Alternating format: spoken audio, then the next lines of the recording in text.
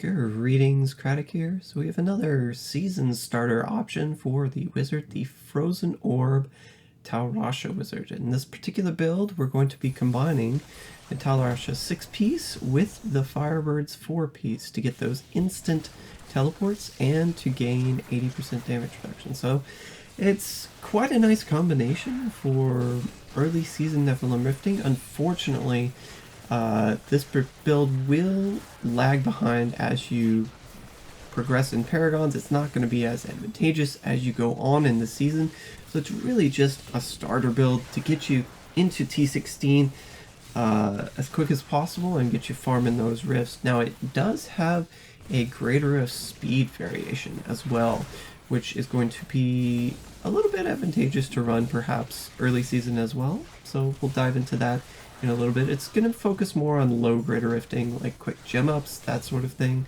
But yeah, let's dive in. Alright, so this build, first off, is going to be a little clunky to play because you have the triumvirate, right? So you're going to be casting your non-signature, your Frozen Orb, and then you also have your signature spell, which is going to be Piercing Orb in this case, to keep up the multiplier here. But you also have the disintegrate channeling to be able to keep up your instant teleports and be able to traverse through the rift quickly. And what this allows us is the benefit here, why we would do this and make it so clunky, is to fit in the third multiplier. So we don't need an Aether Walker with this build. You can actually fit in the Wizard Spike, the Unstable Scepter, and the Triumvirate. So that's the benefit. It is very nice to play. It's just a little hard to juggle at times, so it's kind of good that perhaps that it's not going to last later in the season, but as an early season option, especially since Tal is our Haedrig's gift this season, it could be a good choice. So some downsides first. It's going to be a little bit harder to acquire Tal 6-piece Haedrig's gift because you don't really get any benefit from Tal. I mean, the 2-piece helps you a little bit. The 4-piece doesn't really help you at all offensively. So you really don't start off until you get the 6-piece Tal. And even then, this particular build also needs a Ring of Royal Grandeur, not only one Ring of Royal Grandeur, but 2 Rings of Royal Grandeur, because you need one for your follower as well. And then you're also going to need to acquire, of course, the 3 Firebird's pieces, and it's very particular which pieces you need. You need a shoulder piece, you need a boot slot, because those are the slots that Tal doesn't occupy. The other slot can be pants, gloves, or helmet for the Firebird piece, but so in that regard, it may be a little bit easier than I'm making it out to be, but you're still probably going to have to re-roll some of your side items, taking more materials to put this build together, right? However, once you get it together, it jumps from like the lower torments all the way to T16. Like as soon as you put it together, it stomps T16.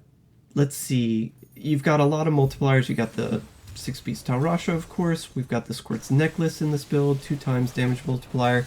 We have a lot of toughness to keep that up. All the 3 weapons multipliers are going to be in place. We do have Bane of the Trapped, as mentioned in the LOD Frozen Orb guide. Your chill, when you're chilling enemies from the Frozen Orb, it applies before the damage instance. Therefore, every hit that you do with Frozen Orb, regardless of whether it's close up or at range, will benefit from Bane of the Trapped.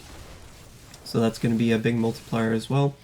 Other damage items, you're going to want to invest in elemental damage for your bracer and amulet, 40%, and then of course additive damage from Arcane Orb on the boots and helmets. It's rather hard to get it earlier in season on the source, so just slap Vitality on there, you should be good to go. Defensively, sorry, attack speed is going to be a very nice perk of this build. Because we have such a high base multiplier, we don't need to include a second multiplier gem, we actually can just run the Go Swiftness for even faster attack speed, defensive dodge, and cooldown reduction, which you wouldn't think would help, but I'll explain in a minute how it is going to help this particular build. So we have the attack speed there, we have get the attack speed on the weapon. Dagger rolls 1.5 base, so that's a very nice attack speed increase there. Gloves, both rings, and then even on the amulet we're going to place attack speed, and then the chest piece, Tal Rasha's, rolls with attack speed as well. So super fast attack speed here. We're going as low as, I think, 22 frames with the Enchantress's Focus Mind scaled up to 6%, right? So this is a very, very nice fluid attack speed.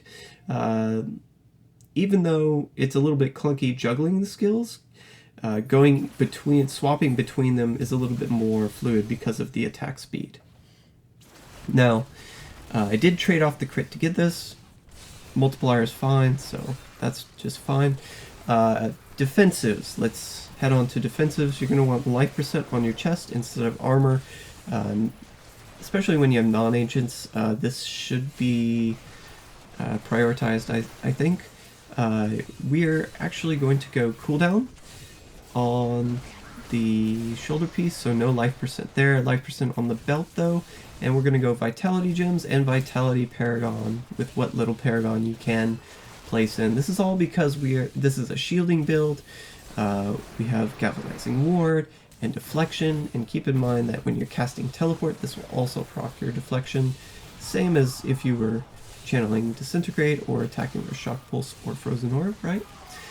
We also get the double shields from Ashnagar's Blood Bracer, just helping us out keep up that shielding. Just this item in particular is going to be preferred over, say, Krelms or Lacuni for the attack speed, because just to make sure, especially at these lower Paragon levels, that your shields stay up. So for example, if your Karini, your Storm Armor, were to drop for whatever reason, perhaps you would be able to maintain your shields if you took a big hit, right? That's the hope there.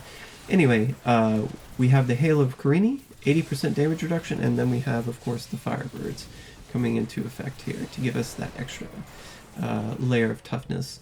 Notably, Shema Delsir is going to help us both out in this build with resource restoration every time we attack, but also importantly, it's increasing the attack speed of our signature spells, meaning you're able to ramp up the triumvirate more quickly. In between your teleports, it's more smooth to cast the signature spell, especially with the Shema Delsir, so it's just a nice quality of life item to have in the build. So you don't have to like run with higher resource cost reduction or anything like that. Notably, we do have resource cost reduction on the helm, the shoulder piece, and the weapon. If you want to allocate more, you can, but I found this amount, which is 34.8%, to be just fine, especially when you consider the arcane power on hit that is on the source. Piercing Orb, of course, going to be a high proc coefficient spell for that, so help you keeping up your arcane power there. Now, cooldown. It wouldn't seem like cooldown is very important, but what this build really lacks is mobility. So a quick note on the rune for teleport with this build. We are running Teleport Calamity, which will help us stun enemies. And in addition to giving APOC returns and keeping enemies at bay, this will also be very nice, I found, for opening those destroyable doors, destroying objects to give you those minor speed boosts, these sort of things. It makes it a little bit more fluid on those levels that have doors. And even though you don't get the double jump as you would from the Wormhole rune, it's still a pretty good rune to clear Nephilim Rifts with. Even with the instant teleports, the degeneration rate of 2 stacks per second on the Firebird's 4-piece is still heavily impactful to the cooldown amount on teleport. You have to maintain the stacks close to 50, and why we're allocating a little bit more cooldown in this build is just to give us a little bit more leeway on that Firebird's 4-piece bonus, so that we can go to a lower stack count, and even if we cast teleport, the cooldown on teleport won't impact the movement of the build as much. To this end, we've placed a decent amount of cooldown. We're using the Go-Go Swiftness, as mentioned before. We have the Shoulders affix, which is really easy to get alongside the resource. Paragon, really easy to get as well. Evocation, also really easy to place. And the Prophetic Harmony, which is the new Enchantress's spell here for... and so instead of we don't need the elemental damage because the multiplier from the set is so high, you're basically steamrolling T16 from the get-go. You can actually just run Prophetic Harmony for that extra cooldown, that quality of life, while trying to traverse the rift. To that end, we also have a lot of movement speed because you're going to be, even more than the LOD build, running in between your teleports a little bit more. So it's a combination of force move, teleport, and force moving in between, and then casting, either your signature or your disintegrate to refresh stacks, or your frozen orb to nuke, right? Nuke the elite. So some combination of that is going to get you through the rift. We have the Boon of the Hoarder, and for teleport we have the Illusionist, and you'll also get bonuses from, keep in mind, the Gloves of Worship that's going to be equipped on your follower.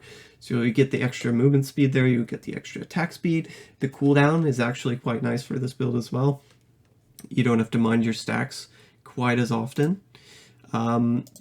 Earlier in season, I would opt for the Sage's Helm, but if you are in need of normal gems for rerolls or whatever, swap this out for a Broken Crown. You will, just swap them back and forth if you need a balance of those, and you will be happy.